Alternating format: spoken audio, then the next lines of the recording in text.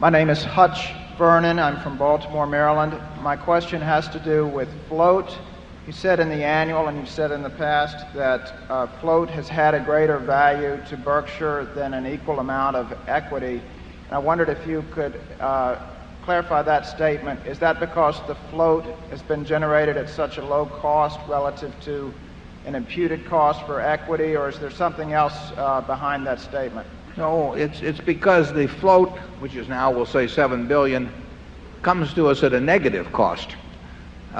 We would not make that statement if our float was costing us a couple percent a year, even though float would then be desirable, highly desirable. But our float is even better than that, or it has been, and so it comes to us with a cost of less than zero. It comes to us with a profit attached. So if we were to get out of the insurance business and give up the $7 billion of float and replace it with $7 billion of equity, we would have less going for us next year than under the present situation, even though our net worth would appear to be $7 billion higher. And I have said that if we were to make the decision,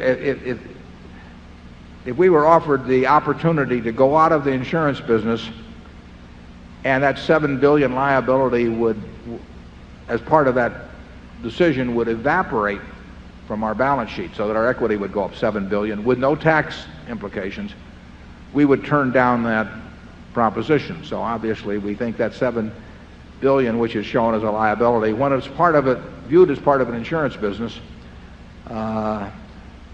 is not a liability at all in terms of real economic value. And of course the key is not what the float is today and not what the cost is today.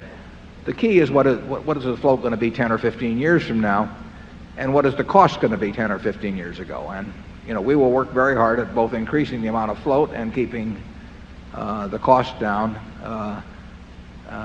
somewhere close to our present level. That makes it a very attractive business when that can be done. And GEICO's a big part of of doing that, but we've got other things, other insurance operations that'll be important in that too, and we may have others besides that in the future. Charlie? Yeah, if the float keeps growing, that is a wonderful thing indeed. We really have a marvelous insurance business. In addition to having this remarkable earning power, it's way less likely to get really clobbered than most insurance businesses.